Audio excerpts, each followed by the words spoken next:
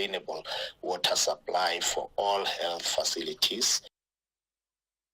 Stellenbosch University says a properly facilitated process involving the varsity's management and all interested stakeholders will be critical for shaping a renewed and reimagined Wilgenhof residence. This after the university decided to close Wilgenhof for a year to revamp it.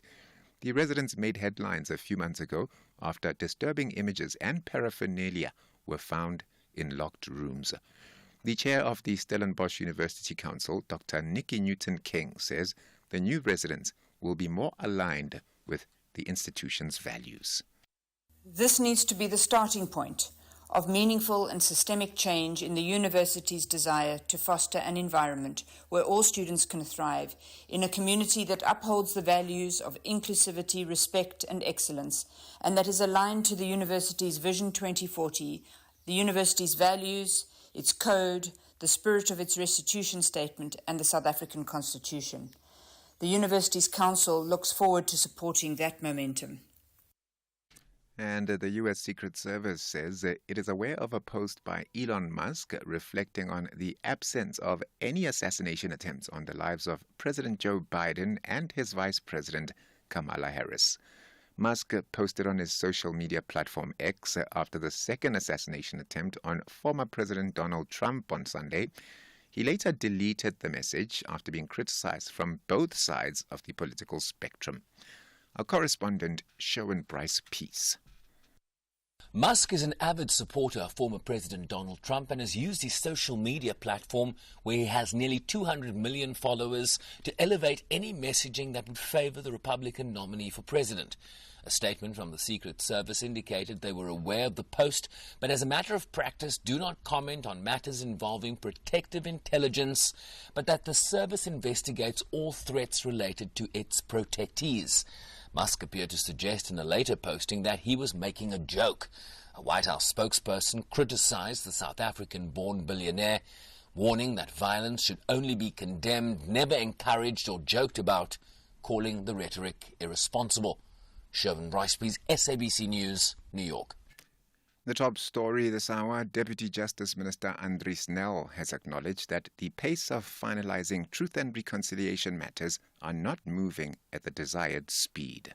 For SAFM News, Kemudupi Makhalemele. In sports this hour, Tshwane Derby stage set and Azure ends 2024 season due to injury. I'll have more on this and other sports stories at 3:30. Here, there, and everywhere. SAFM 105.1 FM in Johannesburg. Hey, you know, Ntwana, if I could, I'd fly to Dubai. Here we go again. First class, Exeni. Ngithi shwe. Get myself a V12 Beast and a mansion with Instagram-worthy views. You don't even have Instagram. Imagine seeing the city skyline from my bedroom, watching MasterChef SA while I have my very own MasterChef in my kitchen. Forget the queues at the cinema. I'd have one in my crib, Joe. I'm talking 7.1 surround sound and a 120-inch 8K TV whilst I'm sipping on some grapes. I'm talking luxury, Ntwana. What do you know about that? Let me school you, bro. Tune into Dubai, Buying the Dream. Saturdays at 8:30 p.m. on S3. And channel your inner luxury. Only on S3. Open up. Think bigger than just a banking partner. Think a team of specialized experts supporting you to make better financial decisions to enable your growth aspirations. Think a strategic partnership providing indispensable advice to help you make the right moves. Think bigger. Think Nedbank Commercial Banking. For more information, visit nedbank.co.za. See money differently. Nedbank. We're a licensed FSP and registered credit provider. Kickstart your journey to success in 2025 with the Durban University of Technology. DUT offers programs in the faculties of Accounting and Informatics, Applied Sciences, Arts and Design, Engineering and the Built Environment, Health, but dates may vary. Visit dut.ac.za for a full list of available programs and entry requirements. Apply now through the Central Applications Office by visiting cao.ac.za. Weeknights on S3 are anything but ordinary. BBC Primetime brings you the best of British television from 9 p.m. till 11 p.m. Open your mind to Life on Death Row, Thursdays at 9 p.m. and Resistance in a Hostile Environment, a 3-part documentary showcasing turning points which would go on to define race relations in the UK for a generation. Thursdays at 10 p.m. Wind down your weeknights with The Outlaws, Fridays at 9 p.m. and explore the world's most dangerous roads at 10 p.m. Channel your best entertainment with BBC Primetime, only on S3. Open up. S3.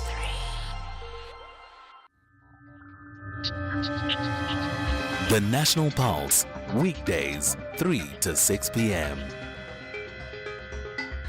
It's 9 minutes past 3 o'clock. Good afternoon. I'm Jon Gericke in for Ashraf. It's the National Pulse. Coming up, first of all, I'm surprised that Tumi was so gentle with her headlines.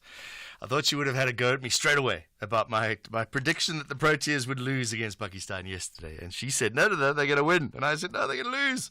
She was very polite, but I think at past, when she comes with the sports bulletin, she's not going to be that polite. I have a feeling there's going to be a "I told you so" coming up in the bulletin. Stay close for that. We'll see what she does. Coming up in this hour, it's a busy hour. We're going to talk to Matthew Parks in a moment. He is the COSATU Parliamentary Coordinator. There is new research by Just Share revealing the difference between what a CEO earns in South Africa and what the lowest paid workers earn. And there's a whole host of new laws and regulations as well that are going to be implemented. That means we're going to be able to see how much these really, really rich people earn. Massive numbers, and there's a huge difference. So we talk to Matthew Parks about that in a moment. There's happenings in Niger. Remember, a little while ago, the US were forced to withdraw out of Niger. The USA, they've finished their withdrawal of troops out of Niger, but also staying there. Mali have announced that there's a military camp was attacked. So we're going to get an update on what's happening in that region of the continent. Also this hour, the National Council of Provinces are in Gauteng. They're looking at, as part of their oversight mandate, they're looking at Gauteng over the week. We will talk to the Gauteng Provincial Whip and find out exactly what they're doing and what the point is. We know about some of the issues. Things have been raised all the time. We'll see what the National Council of Provinces can do about it. Just thinking about streets that have exploded in Johannesburg, for example, and the houses that haven't been built and billions that have been lost. So what is the NCOP doing and what will come out of this? We'll talk to the Gauteng Provincial Whip from Gauteng and the NCOP. And then today is World Patient Safety Day. There was a whole conversation in the office yesterday about patients. It's a patient, a person that's in the hospital, not patients as in when you're driving in Johannesburg roads. So the healthcare industry commemorating World Patient Safety Day. We'll find out why it's important, but what they're using the slogan, "Get it right, make it safe." Millions of people die because of poor healthcare and poor diagnosis of healthcare in the world, and we'll find out about that. World Patient Day today. Later on, we're going to get an update on the Copyright Amendment Bill. There's a headline in a newspaper saying a looming threat to creativity and artists' livelihoods. A number of issues that we're going to raise about the Copyright Amendment Bill, how it affects the artist, but how it affects you and I as well. And then GIBS, the Gordon Institute of Business Science, has done a research on township entrepreneurs. Their headline with that is SA's Township Entrepreneurship Ecosystem Ripe for Innovation. There are a number of issues that entrepreneurs in townships in South Africa have to go through, big hoops, big challenges that they have to experience, but also there's some positive things that we can learn from township entrepreneurs. It's fascinating how they work together. often they're working with direct competitors. For example, if somebody gets an order for chickens at the local shop that they can't fulfill, the competitor will help to supply them. Or if you booked a wedding video and you don't have a high-quality camera, a competitor will lend theirs so that you can grab the opportunity. It's fascinating. So we're going to talk to Gibbs and find out what this research shows. So all of that and plenty more coming up in the show. It's the National Pulse. As always, you can give us a call. 086 000 2032. Phone lines are always open. And you can send us a WhatsApp voice note as well. 0614 104 107. Is there ever a bad time for a good conversation? SAFM, leading the conversations that move us. You are listening to Jon Gericke on SAFM.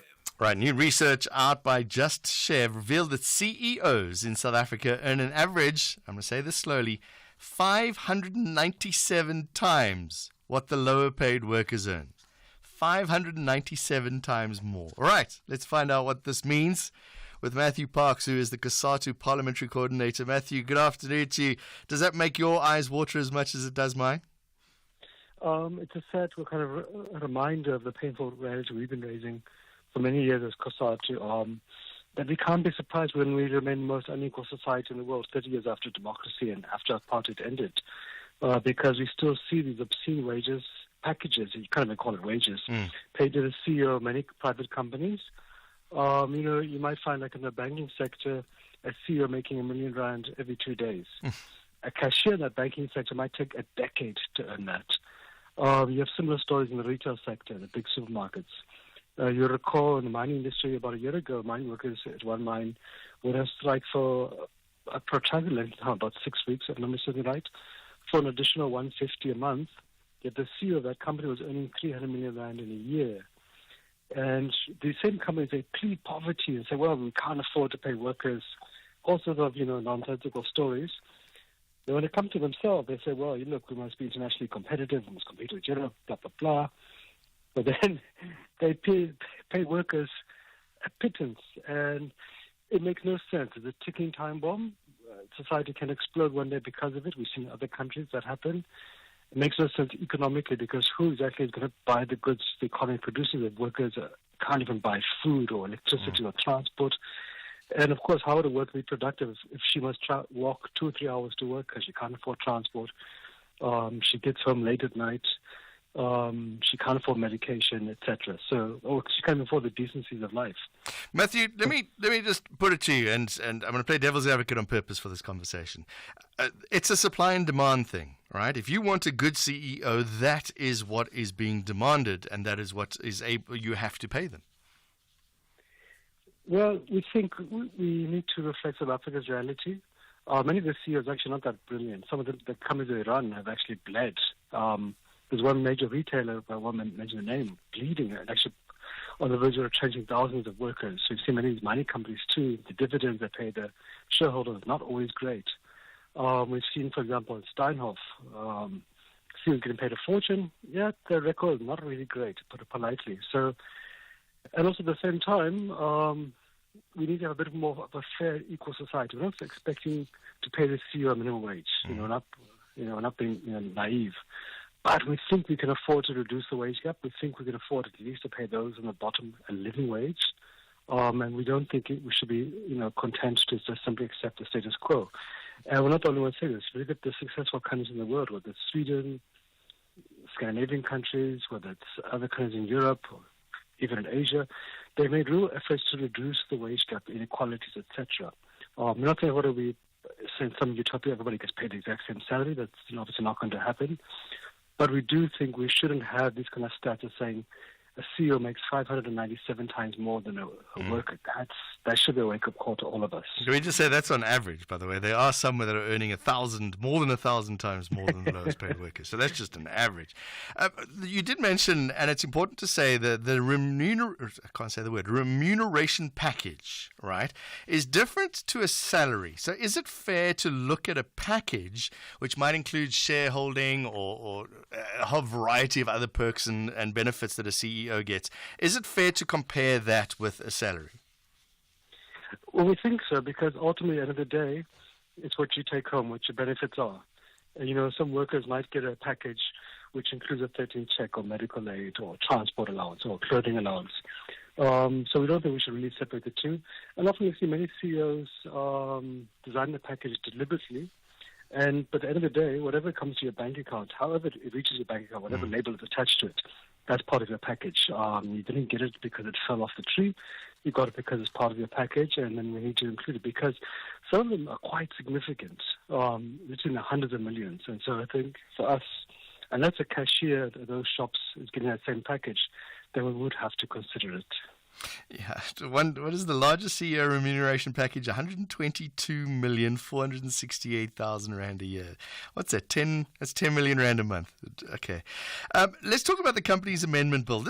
Will this change things, the fact that we will be able to see every director and prescribed offer in the company's payments? We think it's a positive step in the right direction. It's not going to be the end of the road. It won't magically stop the kind of peanuts that workers at the bottom get paid and the exorbitant packages where people at the top get paid. But it requires all listed companies and all state-owned enterprises too, who are also guilty of the same practice, maybe not to the same extent, but similarly. So they will have to disclose in the annual reports to their shareholders what is the wage gap, and also critically, what do they pay the worker at the bottom as well, so that you don't get a distortion because, John gets paid R500 million a year, and then that kind of distorts the effect of the cashier at the bottom. So you want to know specifically, why are you paying this person who almost always is a woman, black woman, at the bottom? To kind of a bit of a name and shame, a bit of a putting a spotlight, and because you have a growing culture of shareholder activism, we think that's going to help nudge companies in the right practice.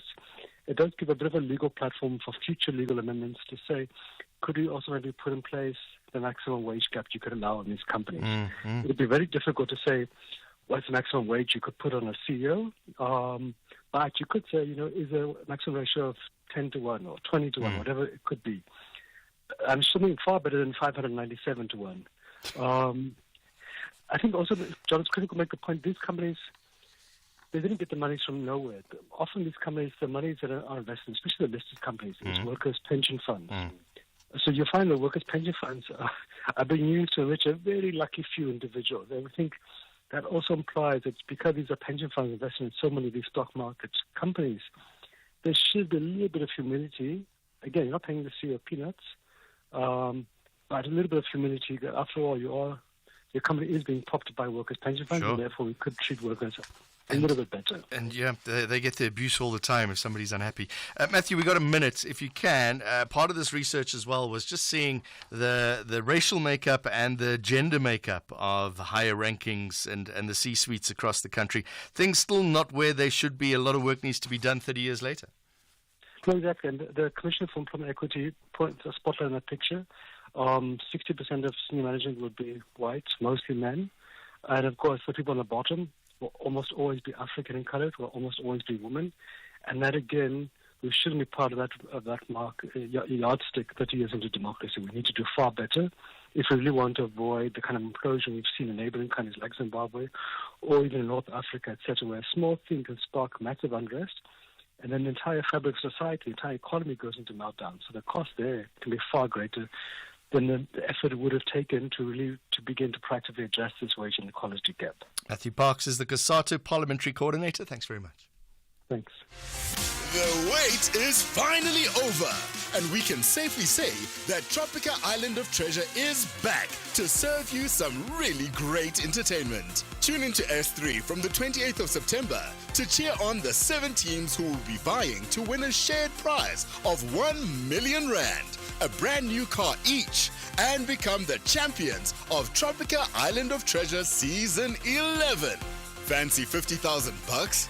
Predict the champions of Tropica Island of Treasure, and you might be sipping that cold, refreshing Tropica all the way to the bank. Follow at MyTropica and at SABC3 for more information. Channel your inner champion with Tropica Island of Treasure. Starts Saturday the 28th of September at 6:30 p.m. only on S3. Open up. S3. Hey, Mike, congratulations on your retirement. Thanks, Sandile. Are you preparing for it? Yes, but not just for myself. For you and? For me and my employees. Oh. You know, since we moved to Old Mutual Corporate, their retirement funds have not only been safe and secure, but gaining competitive returns through exposure to diverse investment markets. Impressive. Visit oldmutual.co.za/employee benefits and go from questions to solutions for your employees with Old Mutual Corporate. Old Mutual Life Assurance Company SA Limited is a licensed FSP and life insurer. T's and C's apply. Weeknights on S3 are anything but ordinary. BBC Primetime brings you the best of British television from 9 p.m. till 11 p.m. You love drama? Then step into the world of Luther as he cracks down on criminals terrorizing the streets of London Monday to Wednesdays at 9 p.m. Top Gear will have you falling in love and rolling in laughter as Jeremy Clarkson and his team take you on an automotive journey like no other, Monday to Wednesdays at 10 p.m. Channel your best entertainment with BBC Primetime, only on S3. Open up. S3. Do great solutions start with a good conversation?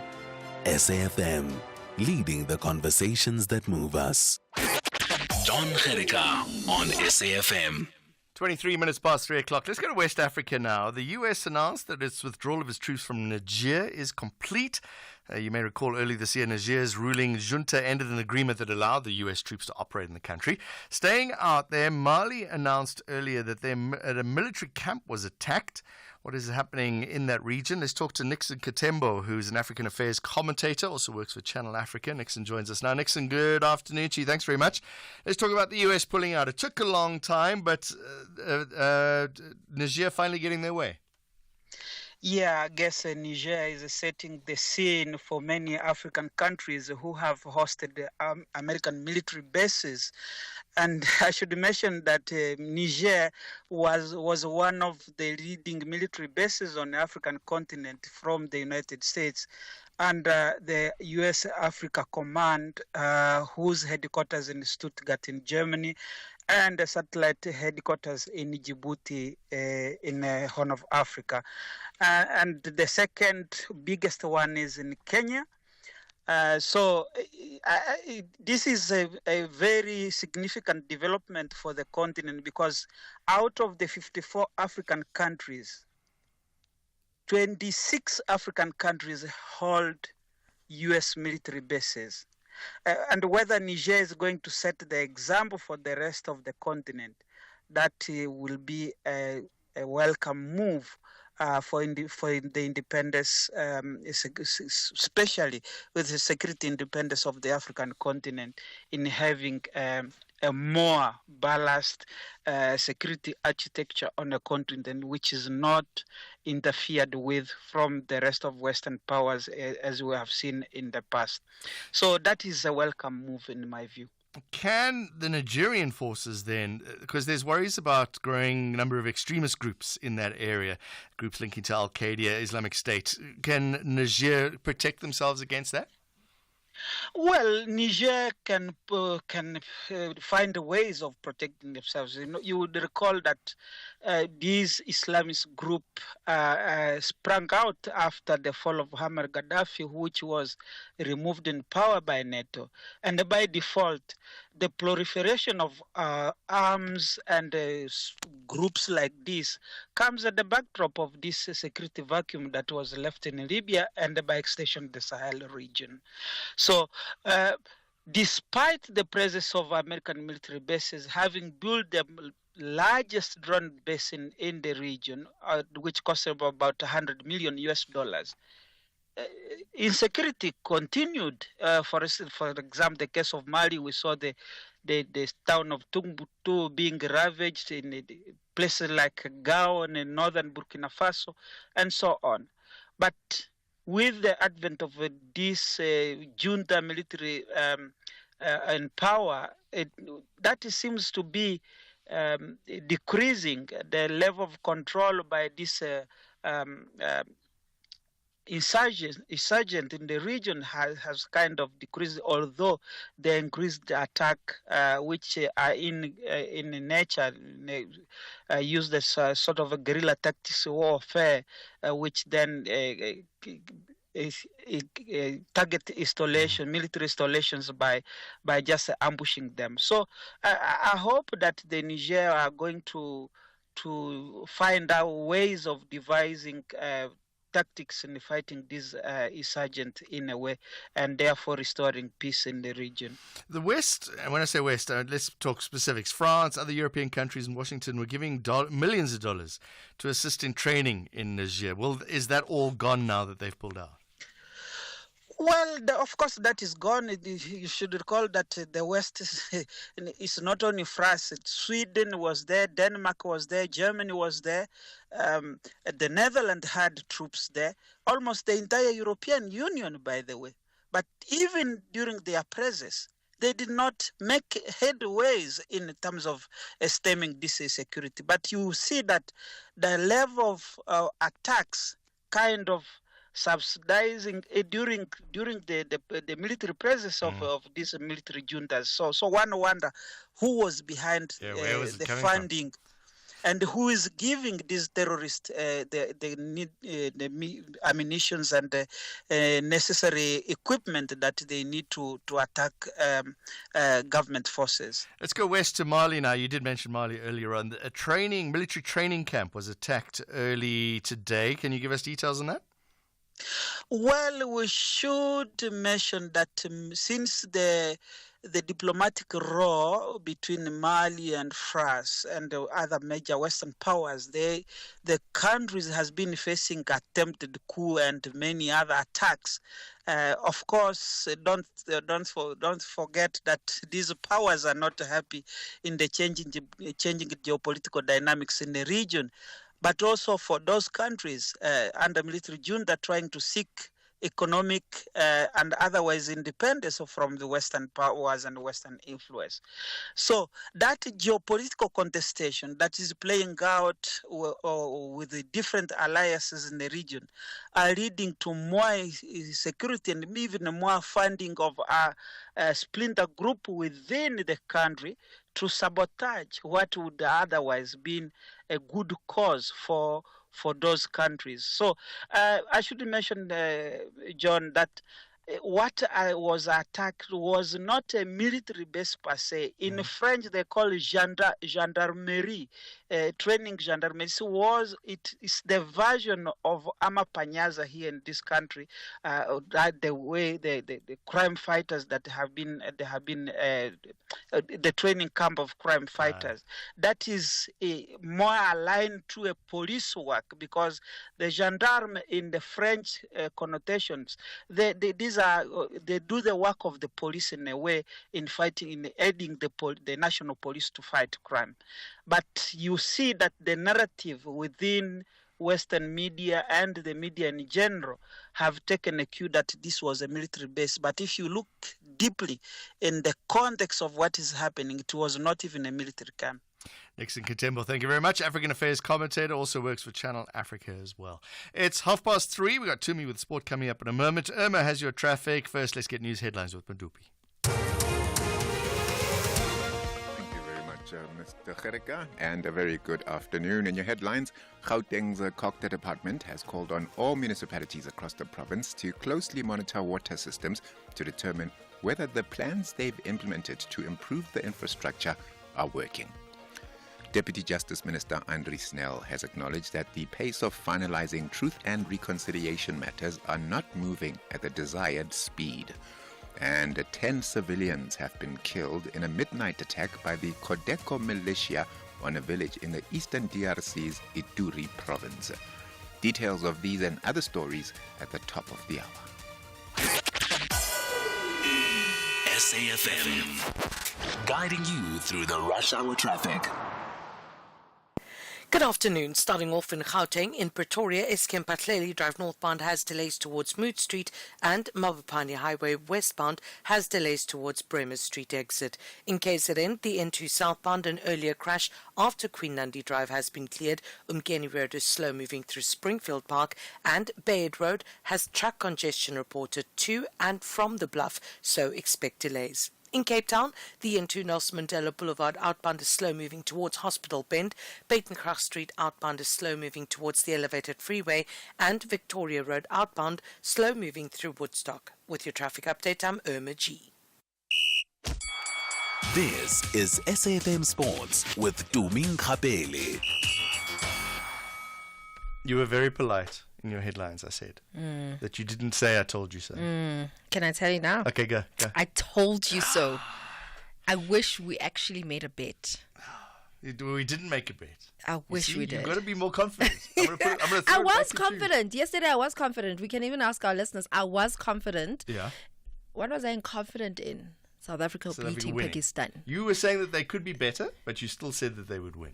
Yes, and you were confident that Pakistan was going to win. Yes, I was wrong. I wish we placed a bet.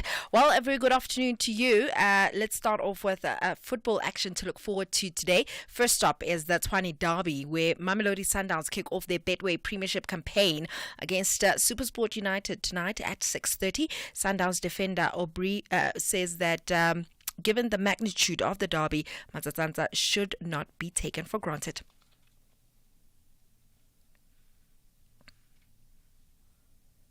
A very, it's about breaking rights in Pretoria. It's not going to be easy. I managed to be on both sides when I was SuperSport. Played against Sundowns. I was always looking forward, to that game because these are our rivals from the same area. So yeah, it's going to be a tough one. I think we're ready for the task. They haven't played in a long time, but that doesn't count. At the end of the day, derbies are different. Derbies are special, and we're looking forward to that game. We're gonna put up a fight. We're gonna make sure we try by all means to get all the points, and hopefully we can do that on the day. But derbies are very special. Then Champions League action returns. It sees Juventus kicking off things against PSV, while Liverpool are away to AC Milan as they look to bounce back to winning ways after their first loss under Arne Slot in the Premier League. And Slot believes that it was a chance to expose the things that the team needed to work on. Yeah, not only the journalists were disappointed about the result from us against Nottingham Forest, the team and me were really disappointed as well. Although we always put it in the right perspective when we beat United, the journalists and us were really positive, of course. But I also saw things we had to improve. And last Saturday we didn't do as many things good as we did against United, but there were still a few things that went quite well. But it was a total different game, and that's also for tomorrow. I expect a complete different game against Milan, with the type of players they have and the playing style that manager has compared to Nottingham Forest. But we should be disappointed if you lose a home game against Nottingham Forest and you play for and you work for Liverpool. If you're not disappointed, if you drop points in a home game against Nottingham Forest, then something is wrong. So 4 games, 9 points. It's a good start, but it's not a great start because then we would have had 12. Well, just looking forward to other fixtures. Bayern Munich clash with Zagreb, Real Madrid hosts Stuttgart, and Sporting versus Lille. Also some League Cup action. Manchester United playing Barnsley, and that's at 9 p.m. A competition that manager Erik ten Hag says that they take seriously because a trophy is a trophy. Amongst the other selected fixtures, Everton hosts Southampton and Brighton versus Wolves. In golf, South Africa's Brandon Grace is one of 5 Live Golf stars who face an uncertain future on the Saudi-funded tour after suffering relegation at the end of the season.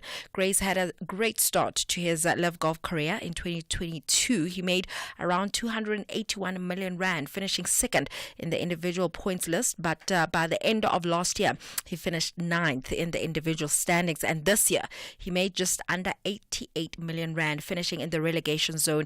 However, it's still unclear what will happen to him and other relegated players. However, I'm just thinking he is relegated. However, he's smiling all the way to the bank. He's in relegation, but he made 88 million rand. This is on top of the 281 million rand that he made, and also from finishing 9th, he made more money there. Shame, man. How does he cope? It must be so difficult hitting a golf ball around for 88 million rand. Yeah, where did I go wrong? Sure. Well, ending things off with tennis, Tunisia's Ajabert has been forced to end her 2024 season prematurely due to a niggling shoulder injury. The 30-year-old has slipped to 22nd in the world rankings this year amid fitness struggles and pulled out of Cincinnati, Washington and US Open with this shoulder problem. The former world number 2 says that she will dictate her time to charitable projects while recovering and return to action in Australia earlier next year. On that note, it's a wrap from my side for now. I'll have more in the next hour. You're listening to the National Pulse on SAFM. SAFM. Is it me? There we go. So we're just talking about money as Tumi's walking out. What 200? So it's 300 million rand. 200 million. Retire. Take the rest of your life off. 300 million rand. And Klantla in Durban, let's take calls, by the way. That's where we're going now. 086 000 2032. Klantla, you want to talk about the salary gap? Go ahead. Thank you, my brother, for taking my call and good evening. You see, my brother, the COSATU is playing games with the South Africans because they get to negotiate for people. I was once a soft steward. What the COSATU is talking about, Section 18 of Employment Equity, disclosure of information. Section 20 and 21 of Employment Equity speaks about Employment Equity reports. All these things, they get to be disclosed by companies. Mm-hmm. And also in the grading system, the salaries and that get to be earned, it gets to be shown on the grading system. That is how we, as a soft steward, get to negotiate on behalf of the workers by getting all that information. Because COSATU had failed to force the government to implement employment report, the same employment report that the ANC government had been failing to implement it. That's why the companies on the JSE get to budget for employment funds, charges. Whatever charges they get to be implemented towards them, the companies, they get to budget for them, and then the government can't do anything about it. Mm-hmm. Use this political will and the failure of political will to ensure that the South Africans' rights get to be protected. Do you think that this new company amendments bill will make a change? Because this bill will make disclosure mandatory for public and state-owned companies. It's supposed to be happening from a long time, my brother. Yeah. Coulda, woulda, shoulda. Coulda, woulda, shoulda. Hold on. Coulda, woulda, shoulda in Klantla. Do you think in the future this will change because of this new bill that's come in? It will bring a lot of change. It's going to bring a lot of change. All right, so that's good. That's a good news story. Things have done. So when you say COSATU didn't do anything, they might have, because we now have the Companies Amendment Act. After 30 years. After 30 years. Hey, the COSATU is useless, man. Klantla in Durban, thank you very much for the call. Klantla saying it's COSATU's fault. What do you make of that? And what do you make of this wage difference? I just want to say those numbers again. And I don't know if it's... I'm not going to name and shame the company because you can read about it. You can do a little research. But the internal minimum wage for this company, 93,600 Rand a year. It's higher than other competitors, right? But the CEO earns 122,468,000 Rand a year. 122,468,000 Rand a year. That's the remuneration package. So that'll include all the perks. That's at 10 million Rand a month. 10 million Rand a month. You know when you drive through Northcliffe and you look at those houses and you wonder, like, what job do you do that you can own one of those houses? CEO of a large retail store. That would be one of them. If the CEO only made 1 million Rand a month, would they be worse off? And then you could give another 10,000 Rand to your 100,000 staff. Have I done the maths correctly? Yeah, no, it's even more than that. If they stopped, I don't know. What do you make of that? Give us a call. 086 000 2032. You can also send us a voice note. Let's take voice notes now. 0614 104 107. It's mostly about the wage discrepancies. Good afternoon, Jon Gericke. You're speaking to Sfiso in David. You know, once COSATs pull out on the alliance, then there will be a good COSAT. Because if COSAT is still working together with ANC, I don't think that the rights of the workers will be heard. Long time, when I was younger, COSAT is speaking about fighting for the rights of the workers, but still fighting for the workers' rights. Because the ANC doesn't care about what's happening, but the COSAT still rely on ANC. Once they pull out on ANC and they stand for themselves and say, we are fighting for the workers, it's where we can realize that they are fighting for the rights of the workers. Thank you. Good afternoon, John. I listened to your discussion about CEOs and lower paid workers. What do you think would be more cost effective to the company? Halving the CEO salary or doubling up the worker's salary? Because there's one CEO and 1,000 workers. So which do you think is better? Halving the CEO's salary? Because you know what? You sometimes can't double up the workers' salaries because there's so many workers. And in this country, we have so many people supported by a small economy. The government needs to sort out the economy, otherwise we won't even attract the good CEOs. Mark from Cape Town. Okay, we'll take more calls and voice notes on this. I'm sure this is a big topic, and I see plenty WhatsApp voice notes have come through, so you can send those 0614 104 107, or you can call and we'll take your calls later on as well. 086 000 2032. Coming up in a moment, we're going to find out what the National Council of Provinces are doing in Gauteng. Across South Africa, online and on radio. SAFM, let's talk. Well, the NCOP is in Gauteng today. They're here until Friday as part of an oversight mandate. They say they're doing their job in terms of holding those deployed in provincial legislatures accountable. Let's understand what's going to happen there with Jane Mananiso, NCOP Gauteng Provincial Whip. Jane, good afternoon to you. Thanks very much for joining us. Why are you in Gauteng? What are you looking for? Oh, thank you, and let me greet your listeners.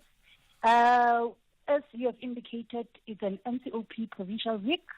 The reason why we are here, we are on oversight on infrastructure projects that are delayed, abandoned, or still incomplete.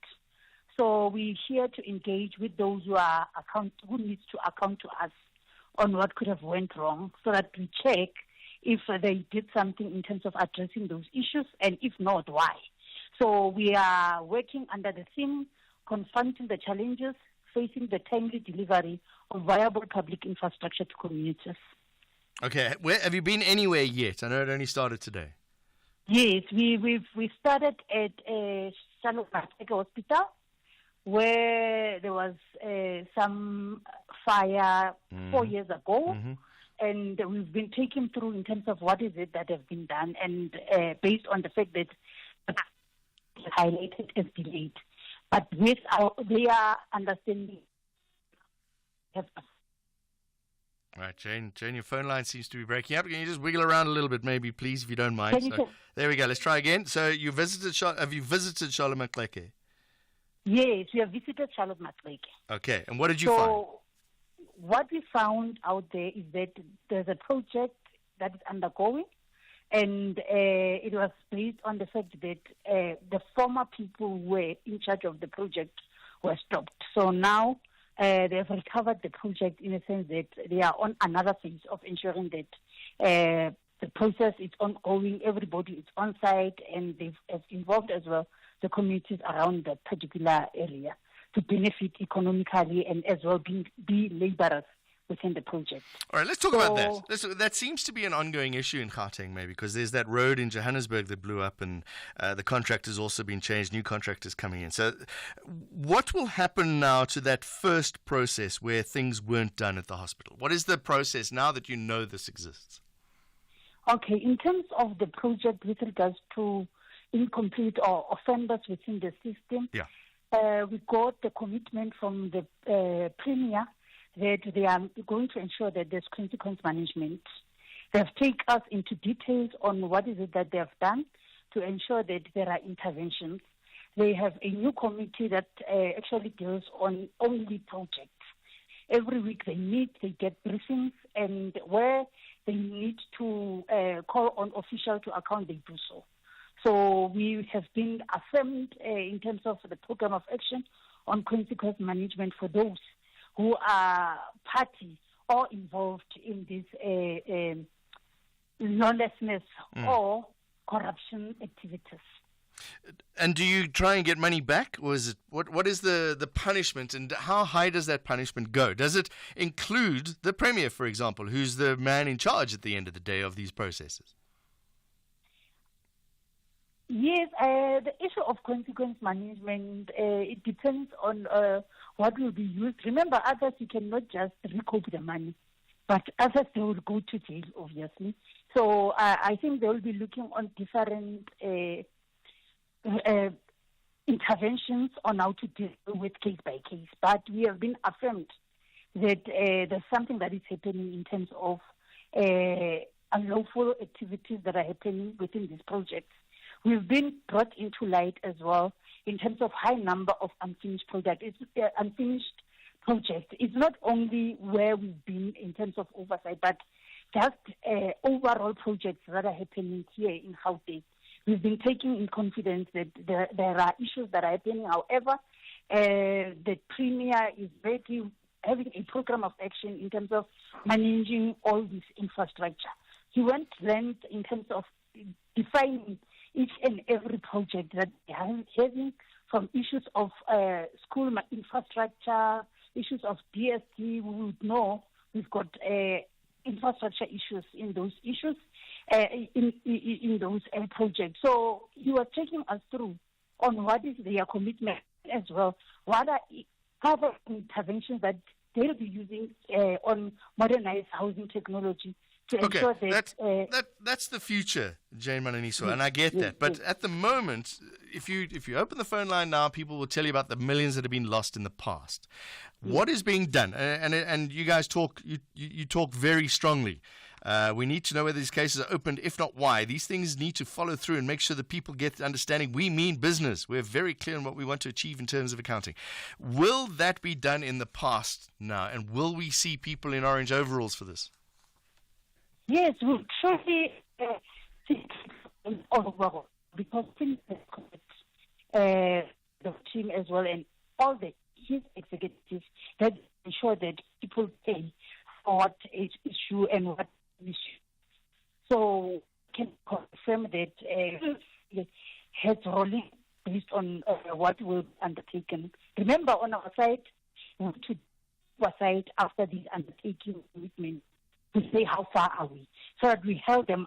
But where we need to do intervention in terms of lobbying, from do that on our side of the, so that a project are not delayed based on other steps. It's spoken many issues, and some of the issues they involve individuals or organizations and communities. Jane, just before your phone line goes away, what powers do you have to discipline MECs and premiers? No, I think that phone line's given out. Apologies for that. Jane Mananiso is the NCOP Gauteng Provincial Whip. Four dynamic design duos reimagine and reinvent 4 apartments in a century-old building nestled in the vibrant suburb of Sea Point, Cape Town. Armed with creativity, determination, and a limited budget, the duos fight against the clock to transform this grand old dame into a contemporary masterpiece, all under the critical eyes of an expert judging panel. The winning duo will claim a grand prize of 300,000 Rand, with an additional 100,000 Rand going to the fan favorite team, as voted by viewers. Channel your inner wow with My Design Rules, Sundays at 7 p.m, only on S3. Open up. S3. Weeknights on S3 are anything but ordinary. BBC Primetime brings you the best of British television from 9 p.m. till 11 p.m. Open your mind to Life on Death Row, Thursdays at 9 p.m. and Resistance in a Hostile Environment, a 3-part documentary showcasing turning points which would go on to define race relations in the UK for a generation. Thursdays at 10 p.m. Wind down your weeknights with The Outlaws, Fridays at 9 p.m. and explore the world's most dangerous roads at 10 p.m. Channel your best entertainment with BBC Primetime, only on S3. Open up.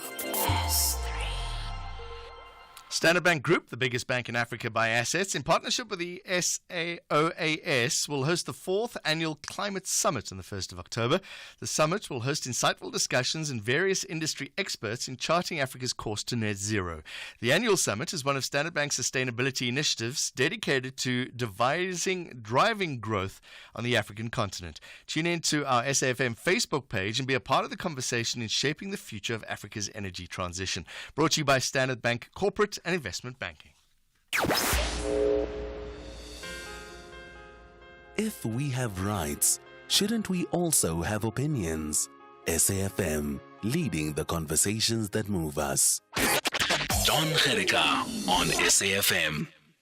7 minutes to 4 o'clock. Let's talk about World Patient Safety Day. Theme for this year's World Patient Safety Day is focused on improving diagnosis for patient safety using the slogan, "Get it right, make it safe," putting more emphasis on correct and timely diagnosis in improving patient safety. Badi Parasa is the CEO of the Innovative Pharmaceutical Association of South Africa, IPASA. Bada, thank you very much for joining us. Why do we need, or what do you hope to achieve with World Patient Safety Day? Well, we have a lot of misdiagnosis, and quite often patients not being diagnosed at all because they do not get to a health facility in time. That's the one thing. The other one is to let people know that even after a medicine has been tested as okay, it has been registered for use, we need to constantly guard for adverse reactions and know how to report them so that the patient can then, stop using that medicine and the health system gets to understand exactly what was wrong, what went wrong, what caused that adverse effect. Yes. Is this aimed at doctors and nurses, World Patient Safety Day, or is it aimed at the patients to know what their rights are? It's aimed at everybody. It's intended to raise public awareness and to bring about collaboration among everybody, in fact, patients, health workers, policymakers, and all other healthcare leaders. Everybody has to play a role. Part of the problem, and we can talk about doctors under pressure, nurses under pressure and stress, underpaid, overworked and those kind of things, which may lead to some misdiagnosis. But part of the problem that you're raising as well that I didn't think about, Bada, is how important patients are in the process of diagnosis. They have to tell the truth, right, to their doctor. That's correct. That's true. Quite often, patients, and as a man, I know exactly how guilty some of us are of this. Quite often, we tend not to tell the whole story. But then it's really also up to the healthcare workers to ensure that the way they talk to the patient, the way they approach the patient, allows the patient to have complete trust in them, and they can share with them everything that is related to whatever it is that brought them to the health facility. What can be implemented? The issue is, and the numbers are staggering, 134 million adverse events occur due to unsafe health practices. 1 in every 10 patients are harmed during their healthcare experience, which is huge. So what strategies can be put in place to address those and help patient safety? This can be done at 2 levels. At the level of society, it's up to the healthcare system, every person, man and woman in the street, to try to get to understand how medicines work. And if you have any doubts, go to your nearest pharmacy, go to your nearest nurse or doctor and try to understand. Do not try to self-medicate unless you have been told that this is what you can use. That's on the one level. But then, as I said initially, the medicine does get to the market anyway and it gets used. When you suffer an unexpected reaction to that medicine, such as a sudden rash building up or vomiting or whatever, it means there might be an adverse reaction related to your taking that medicine. And you need to look at the packet of that message at the back, at the outside. The name of the company will appear. Get in touch with that company or go to your nearest health facility so that they can get in touch with the medicines regulator, in our case, the South African Health Products Regulatory Authority. I was going to say, would it help to get medically literate as a patient? In other words, be able to understand what that pamphlet inside the medicine means. But a little bit of knowledge could be dangerous. So where should one go to get a little bit more help? Well, for one thing, it's always to go to your nearest clinic or pharmacy. They don't charge you anything if you just want to go and get information. But the other thing is that the healthcare system needs to ensure that they continuously beam out messages about using medicines safely through radios. I think radio is the best way of getting, the best medium of getting through to patients, even those in the remote rural areas. They need to do that, but the health department cannot do that on its own. So those of us who are in the corporate sector need to work together with all other stakeholders to support government in ensuring that the support in beaming out those messages to the patients. Yeah, we've seen social media being used a lot these days to raise awareness about these things. Are there important people keeping an eye on that? Yes, unfortunately, social media tends to be used largely for very negative connotations. So we do need to ensure that whatever messages we want to believe, they would always have something that shows it that it's for real, it's from the Department of Health. But we do need to keep an eye as healthcare workers to ensure that no negative messages. If you belong to a group and somebody comes up with a message and it doesn't have the stamp of the Department of Health, you have the duty to tell everyone else in that group that that's nonsense. That's not from the Department of Health. We need to educate one another. You mentioned right at the beginning the bedside manners and the bedside work done by doctors and nurses. Does that fall under patient safety as well? It does. We must always bear in mind that healthcare workers, that's doctors, nurses, pharmacists, and others, take different oaths. They might not be the same oath, but they are oaths nevertheless that make them undertake to treat patients with respect, to put patients at the center of the healthcare system, and so that bedside manner really helps. It's very, very important. We know of cases where people just have not been given the type of care that they expected to get from healthcare workers who have taken their oaths. So how do we report these issues, Bada Parasi? You would have seen the other day there was a viral video that did the rounds of a patient who had been seen at Ellen Joseph Hospital. I mean, this man was lucky in the sense that he seems to be a journalist, so it was easy for him to do some kind of podcast and report that. But we also have a health ombuds, and I think the Department of Health needs to allow people more access to the health ombuds by having, again, beaming through radio programs and having newspaper adverts so that people know where to report anything that gives them a sense of not getting what they're supposed to get from the health system. Bada Parasi is the CEO of the Innovative Pharmaceutical Association of South Africa, or IPASA. Brings us to 1 minute past 4 o'clock. Time for news with Madupi.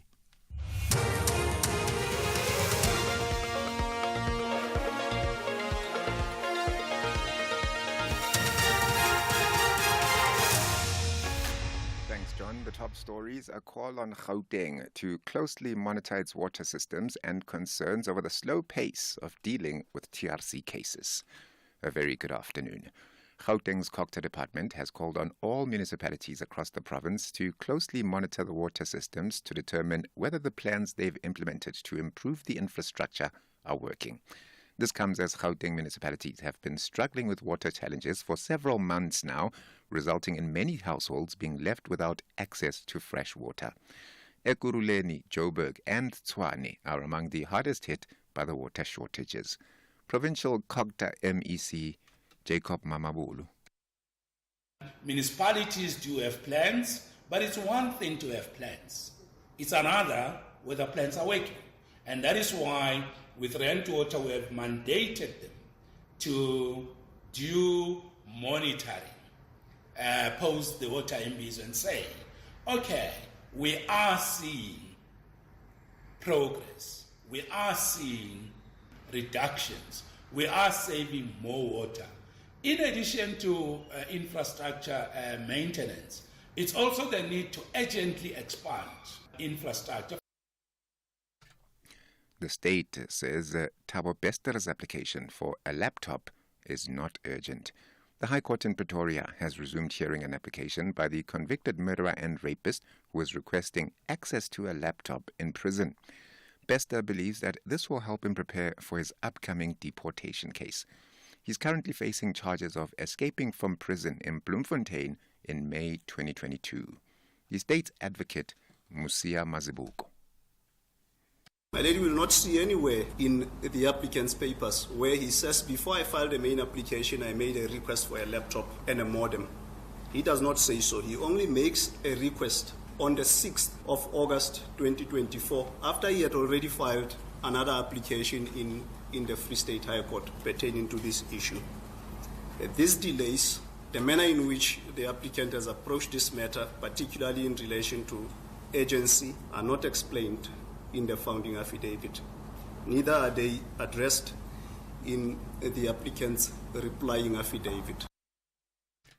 Deputy Justice Minister Andri Snell has acknowledged that the pace of finalizing truth and reconciliation matters are not moving at the desired speed. The department and the NPA presented an update to Parliament's Justice Committee on the progress made on all TRC cases. The NPA says at this stage 126 cases are being investigated, with 30 having been finalized. Nell says that the department is aware that progress has been too slow. And much as there has been progress, I think we would be untrue to ourselves and to the very important mandate that we've been given if we were to say to this committee that we have done all that we need to do, and I think more importantly that we've done it at the speed that we should. The first quarter crime stats for Limpopo indicate a decline of 3.8% in rape cases recorded during this period. Limpopo Police Commissioner Thembi Khatebe has released the latest crime stats in Polokwane. A combined 364 imprisonments along with 7 life sentences have been recorded during the quarter. Khatebe says there have been several successes of apprehending suspects responsible for sexual offences and other contact crimes. We have observed an 8.8% increase in sexual offences detected through police action. Our successes extend even further with the apprehension of numerous suspects. 117 were arrested for murder cases, 83 under the period under review have been arrested for attempted murders, 158 for rape, 61 aggravated robberies, 43 business robberies, 5 carjackings. And 10 civilians have been killed in a midnight attack by the Codeco militia on a village in the eastern DRC's Ituri province. Codeco is one of the militias fighting over land and resources in eastern Congo. It's been accused in the past by the UN of attacks against other communities, including Hema herders, that could constitute war crimes and crimes against humanity. At around midnight, firefighters of the armed group entered a village in the Jugu territory where the majority of residents are from the Hema community and killed 10 people there in 2 households. Recapping the top story at 4 o'clock, Gauteng's Cocta Department has called on all municipalities across the province to closely monitor the water systems to determine whether the plans they've implemented to improve the infrastructure are working. For SAFM News, Kimudupi Makhalemeli. In sports this hour, Musimani eyeing return to international football and Raducanu into Korea Open second round with gutsy win. More details at 4:30. SAFM, guiding you through the rush hour traffic. Good afternoon. Starting off in Gauteng, the M1 southbound in central Johannesburg is slow moving towards Crown Interchange. Sandton Drive westbound in Sandton, slow moving towards Winnie Mandela Drive. The N1 southbound in Midrand has a stationary vehicle reported before Buccleuch Interchange, and Mabopane Highway westbound in Pretoria has delays towards Bremer Street exit. In KZN, the N2 has roadworks with traffic restrictions between the M41 Gateway and the M25 Commercial Highway exit, so expect delays. And Rockdale Avenue is closed at the N3 Highway Bridge in the Berea West area until July 2025 due to the N3 upgrade works. In Cape Town, Main Road outbound in Observatory is slow moving towards the N2 Highway. Racecourse Road in Kenilworth is slow moving at the M5 Highway, and Brighton Road in Kraaifontein slow moving at the N1 Highway. With your traffic update, I'm Irma G. Here, there, and everywhere. SAFM 104.4 FM in Durban.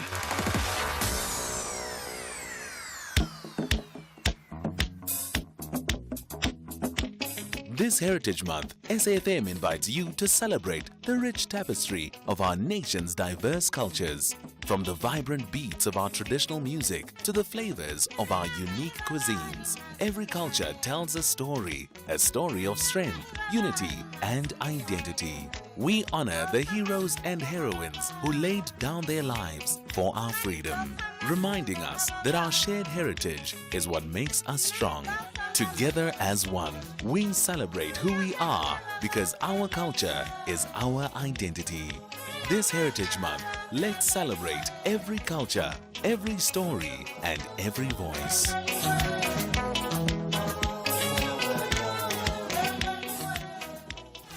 SAFM Music. Good times, good memories. I'm just like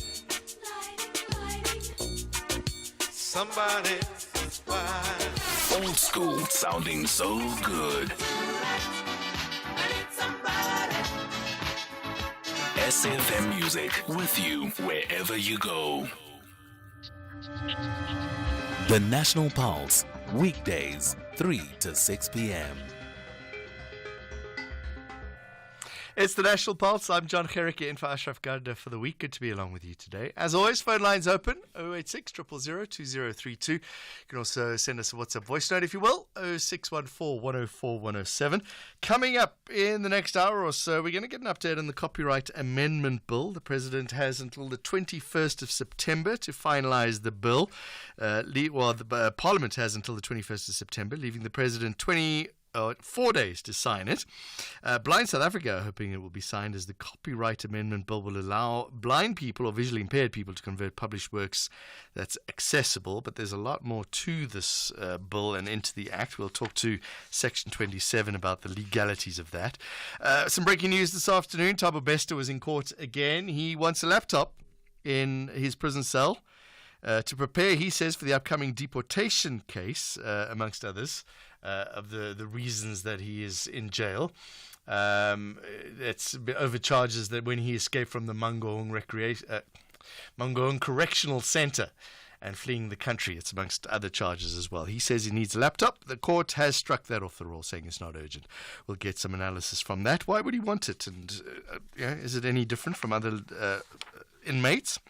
And then in our winning feature today, we're going to talk to the founder of the Upliftment Program and co-creator of the High Five series, Nikki Jackman. We're going to find out what she's been doing. That's all coming up in the show. You're with SAFM. Let's talk about this Pinelands High School issue. This has been ongoing now. And breaking news this afternoon is the pupils that were captured in a video conducting a mock slave auction of classmates at Pinelands High School. They've been sanctioned in Cape Town. Provincial Education Department spokesperson Bronner Hammond said they were told by the school governing body that the disciplinary process has been finalized. Bronner sent us this voice note. The WCD has been informed that the SGB disciplinary process into the serious misconduct of the 5 learners has been finalised. The sanctions are restorative in nature and include participating in various workshops and learning programs, written assignments, as well as community service. The sanctions are designed to help the learners involved gain a deeper understanding of the seriousness of the incident and its impact on others, particularly in the historical context of South Africa. This outcome was supported by the parents and the learners involved, including the victims. The school has indicated its commitment to continuing its journey in promoting non-racialism and diversity within its school. So that's Bronner Hammond, Western Cape Department of Education spokesperson. What do you make of that? Let us know what you think. 086 000 2032 if you want to phone in. She sort of skipped over the punishments there. There's a lot that will go into that, and I'm sure we'll hear a lot more from that issue. So you're welcome to give us a call. And we're also going to take a look at your tweets, see if there's anything that's popping up on Twitter. Nothing it's just always these spam tweets. Make that go away. Let's go to phones instead. 086 000 2032. Stanley in Shoshanguve, you want to talk about matric dances? I want to talk about matric dances, Mabaro. Go ahead. I feel like this thing of matric dances, man, it frustrates the kids before the final exam. Mm-hmm. You know, especially because you remember, we are not all equal. Not all parents are working and stuff. And when they say matric dance, they make it expensive, and you have to buy expensive clothes. Mm. So I think maybe the school governing body must come together and work out something of maybe we can do something at the school, or because for some of us, I've got twins who are doing matric. If I'm going to pay 1.6 for them and I'm not working, I'm supposed to pay 1.6 for them. I'm supposed to buy their clothes. It's not on. And, you know, the reason that I've called is because I saw my daughter, one of the twins, crying today because I told them that I cannot be able to pay for you guys so that we can go on Saturday with the other kids. Okay, so tell me what's expected of you. Your parents, you've got 2 kids in matric now. What's expected of you? What are they going to be doing? What's expected from us as parents, you must pay 800 per kid, so it's 1.6. Okay, 800 per child, and what are they doing? They just go in there. It's the dance, it's matric. Where's they are going to Carousel. Okay, so it's like a separate venue that they're going to have a party. I'm assuming this will cover food and entertainment and all those. Yeah, it's going to cover everything. Okay. It's going to cover food and refreshments and also accommodation. Okay, how do they get there? They on the 800. There's a 200 that it's for transport for the Kumbi that they want to take. So they've got accommodation and also transport. We just pay. And then they go, and then they come back. We go and fetch them at the school. Okay, so and obviously you need to dress them up, right? So that's part of the peer pressure there? That's part of the peer pressure because the clothes are very expensive. Mm-hmm. The dresses are very expensive. You can hire dresses at a cheaper amount, but those who can afford, who are working, they can do that. Mm. But some of us who are depending on the 350s, we cannot afford that. Sure. And it put more pressure on us and also kids, because kids are in matric, they expect to go, unless these things was done maybe after the final exams. But now, you know, kids also, their morale get, you know, like they get this courage when other kids are going and they remain, you know, it breaks their morale. So did you have a matric farewell, Stanley? I didn't. Okay, you see, this is the thing. I mean, my matric farewell was 1,000,000 years ago, and it was there weren't even cell phones around at the time. I'm just trying to think. You know, we got into. I went to Westridge High School, so we got into a Rudaput bus, but we did go to an expensive venue. But I'd never thought about the lower income kids and the pressure they must go through. What are you saying? To get rid of matric farewells or just lower them? just lower them, let's make it affordable, let's make it affordable, because if it's expensive, or let's just say the matric, then tell us in January when the kids are going to matric. You see, my son, when he was at school, the grade 11s, part of what they did was raise funds for the grade 12s matric party. So that was a fundraising initiative that was done. Is there anything like that at your school? No, they didn't do it. If there was something like that, or give us a donation form, or maybe let the kids sell sweets or something. Yes. We as parents can also help. They used to have like a carnival day, the grade 11, so that funds would go to help the matriculants. Yeah, if it was something like that, it was going to help. They always, all right. Yeah, all right. Very painful. Stanley, good luck, and I'm sorry about you crying and your daughter crying. I can only imagine what that must feel like. Don't go away. We're putting Stanley on hold. Prince in Durban, you want to talk about this as well? Good afternoon, my brother. It's John. Go ahead. John, yes, John. John, I don't know if I'm not mistaken. That gentleman that was calling there was on Radio Metro some week or two ago. Right. And he talked about his predicament, about his twins. I think he talked about his predicament that his wife passed away and she was the breadwinner and all the rest of it.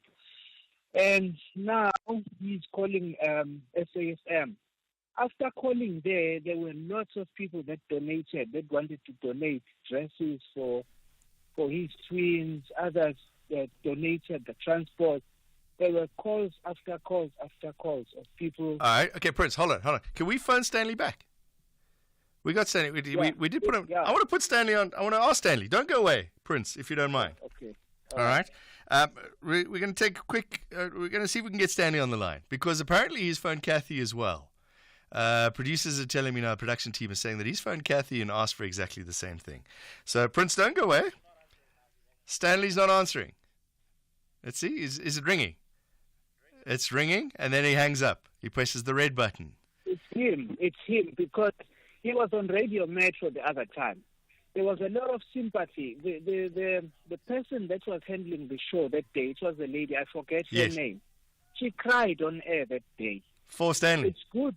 Yes, it's good when we solicit help, sure. on these platforms. Don't take advantage. But when it feels like we're taking advantage of it, then we are blocking other people from receiving help that is much needed by other people. Prince, while you've been talking, we've been trying to phone Stanley. He's going straight to voicemail now.